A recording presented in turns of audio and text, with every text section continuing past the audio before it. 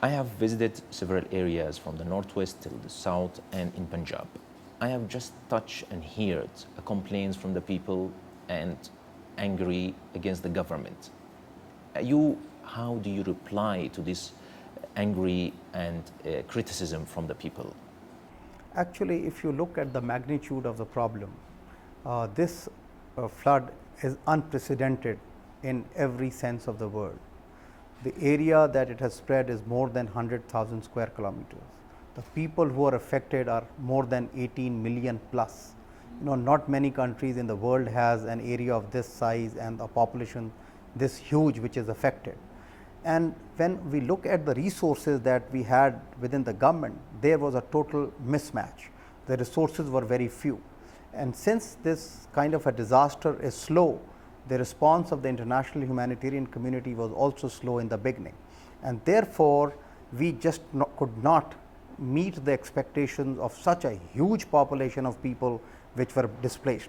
They were traumatized, they had lost their homes, they had lost their livestock, they had lost their near and dear ones, they had lost their houses, and they were forced to move out of the areas where they lived, and they were living around the road, the canal banks and the embankments.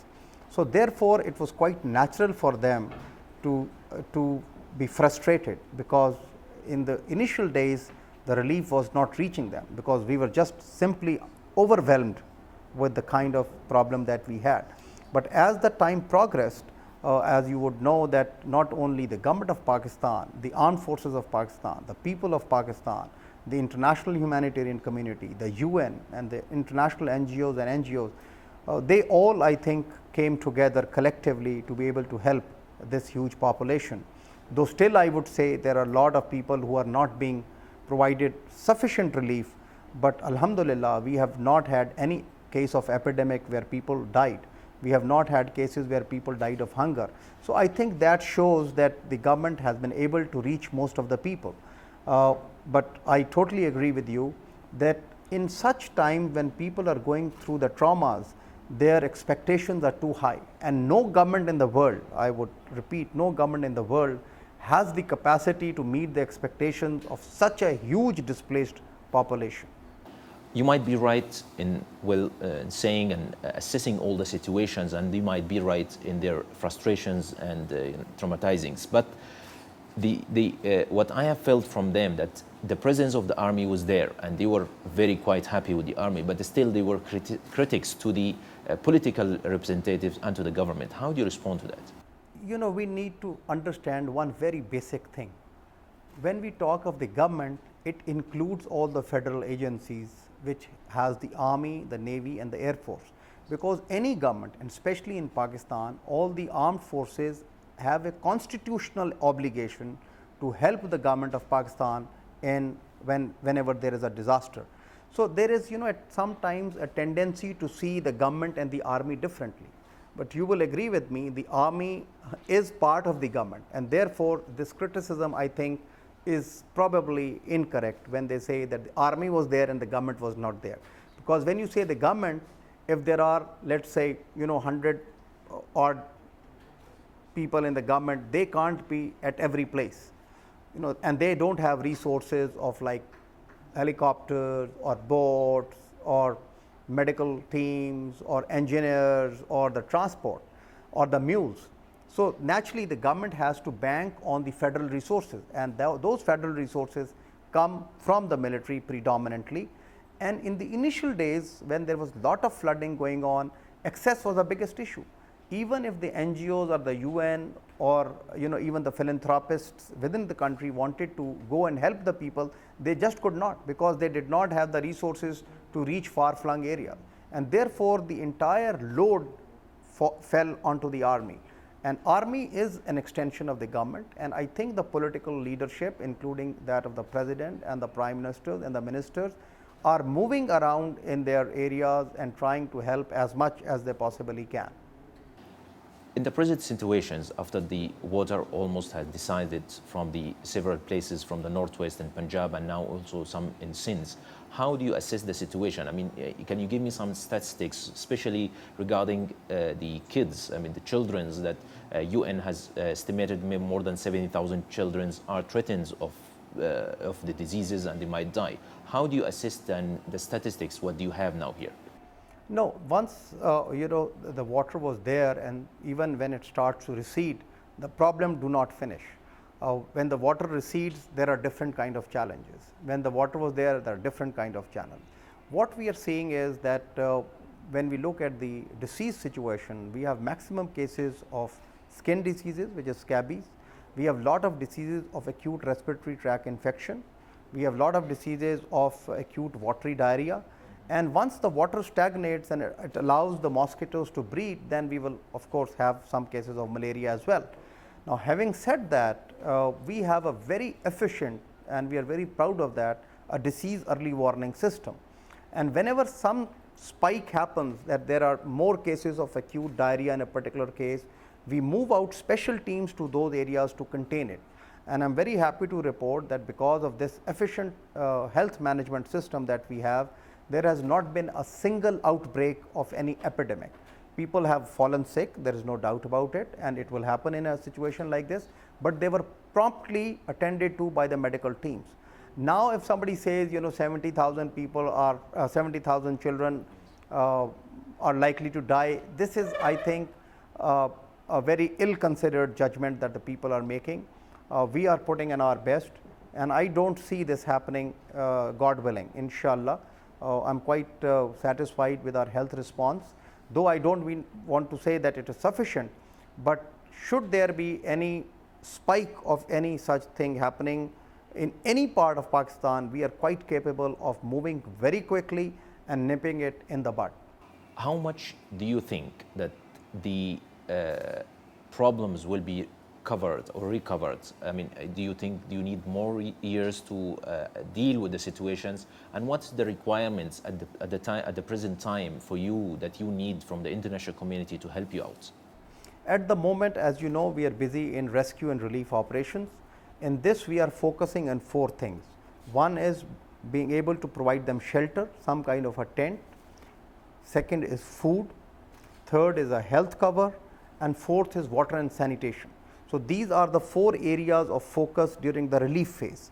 When we go to the early recovery, which is trying to help the communities when they go back to their homes once the water recedes, we are looking at rejuvenating farm based livelihood, because most of the people living in these areas, they have agriculture as their lifeline.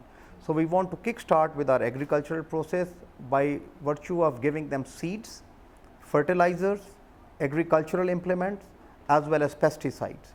The second area there where we are focusing is on restoring the community infrastructure, in which we are looking at water supply schemes, irrigation channels, and opening up the village streets and sanitation schemes. The third area is the restoration of the governance sector buildings, where the people will need to come and get some issues resolved, whether it is revenue department, whether it is identity card making departments, or whether it is police stations. So, we have to revive all that, because all of those buildings have been destroyed. And the other 2 critical areas in early recovery are bringing in prefabricated shelters, wherein we can run the schools and health facilities, because we have lost more than 10,600 schools and more than 550 health facilities. And people will continue to fall sick, people need to go to the schools. So, the new schools will take some time. So, we want to put up prefab structure. Then we go into the reconstruction phase, which is the final phase, and that may take maybe something like 3 to 5 years for us to build the roads, the bridges, the railway tracks, the complete housing, the health infrastructure, education infrastructure, government sector buildings, the environmental damages that have happened, the irrigation structures that have been washed away. So, that is going to take something like 3 to 5 years, for which we are requesting the donor community to provide us the budgetary support.